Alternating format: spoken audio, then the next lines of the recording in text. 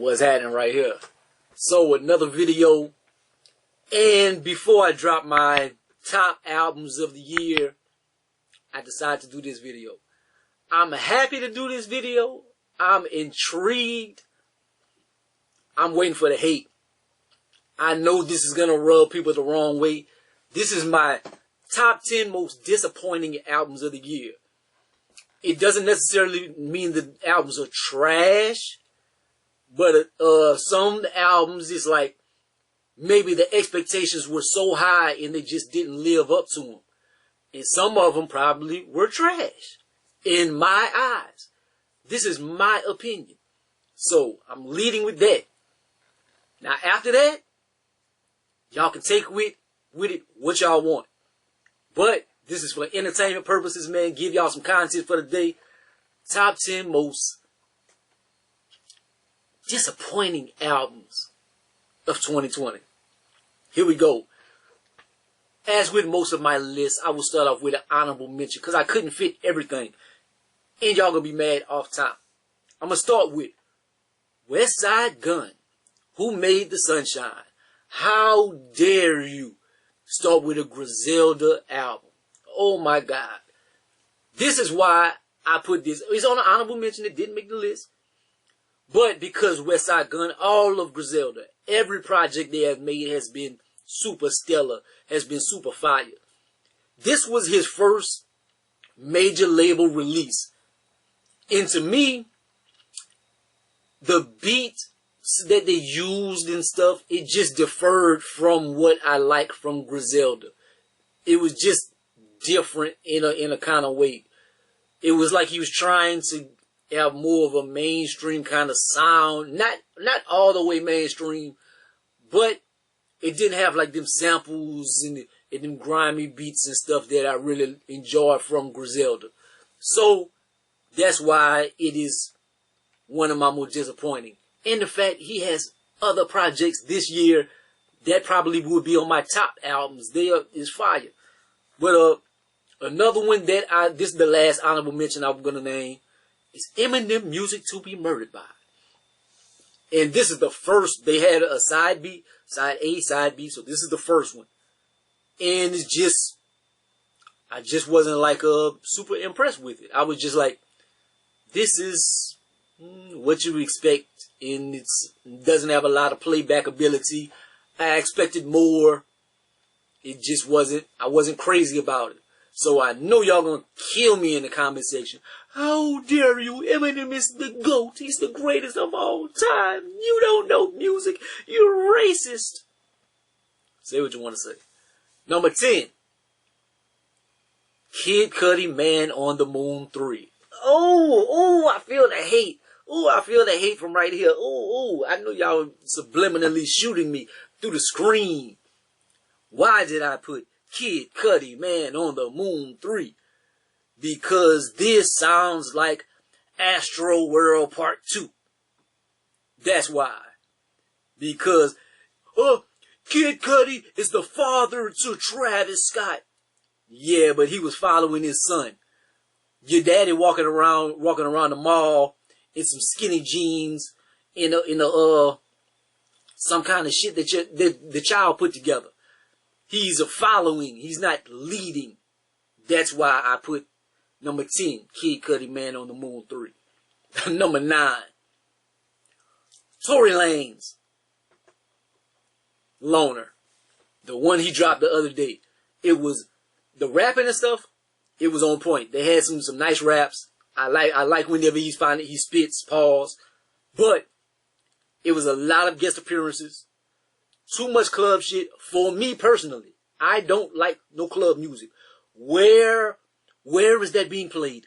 What clubs are open or supposed to be open that they're jamming? The only place they're gonna be able to play this is what, Florida or something?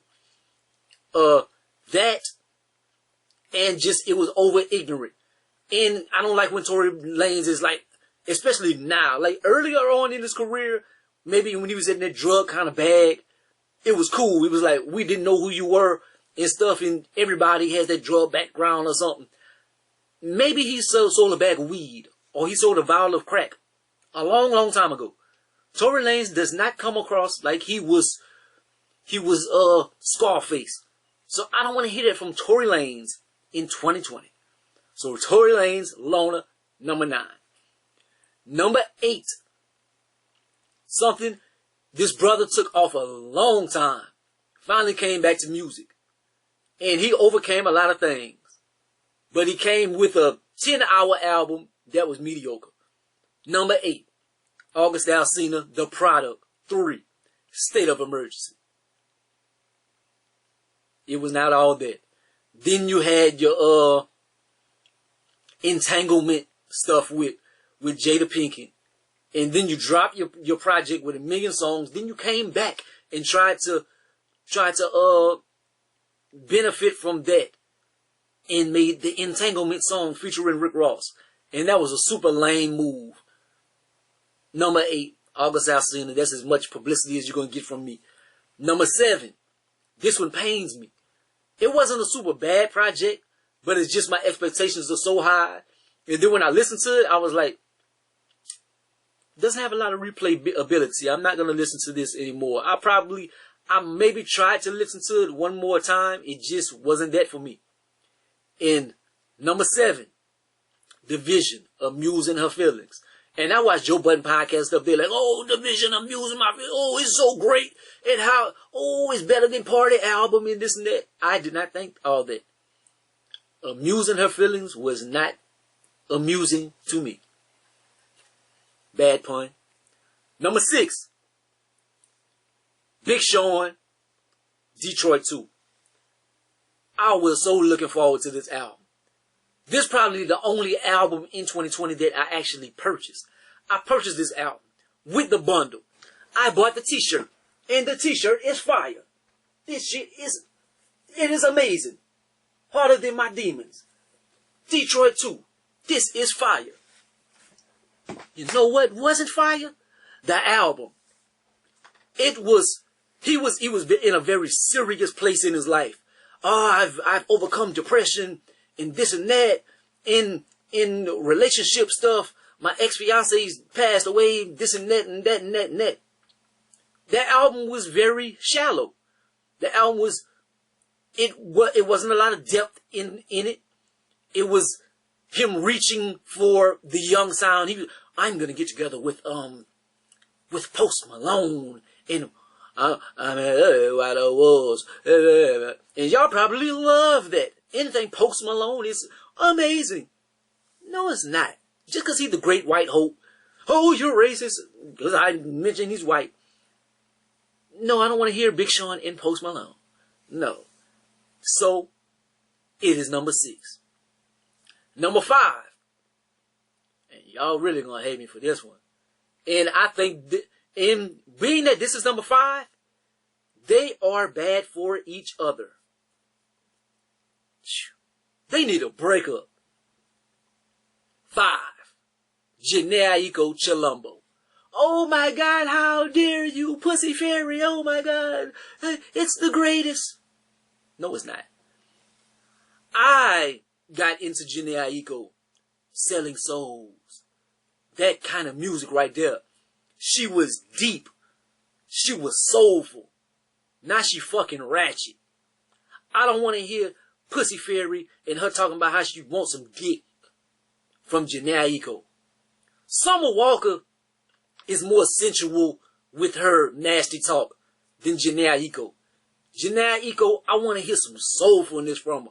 I want to hear her in her Erykah Badu, her Solange bag. I don't want to hear her pussy fairying it. Ever since she made the list of eat your booty like groceries and stuff, and that kind of took off, it's like she abandoned her soulfulness. I want to hear the soulfulness from Jhene Aiko. Not, want you to eat my booty. So Jhene Aiko Chilombo, number 5. Number 4. I didn't have the biggest expectations. A little bit of expectations, but I was like, this woman is a legend. And like her first album was one of my favorite albums of the time. She was one of my favorite artists. And this isn't necessarily just for this album, but it's just for a lot of her subsequent albums. Ever since that first album, she has just never rung across to me again. And this is number 4. Alicia Keys, Alicia. She is kind of like, she's not ratchet like Jhene Aiko or anything, but she just never had that soulfulness.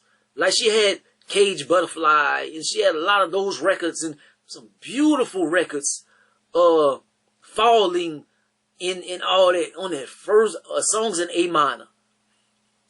And I've always wanted that again from her. Her second album, was real nice. Ever since that, I've just never been into her music again. And so I always have that little bit of hope that I'm going to hear it, and then she starts making like some dance songs or something, and like Swiss Beats is producing on them or something. It's like, I don't want to hear that from Alicia Keys. Number 3. Now, this album right here, high expectations. This brother is an amazing artist. If he's on a guest appearance, it is fire. So you probably know what this album is, because the name is basically guest appearances. This is just trash. Number 3, Ty Dolla $ign featuring Ty Dolla $ign.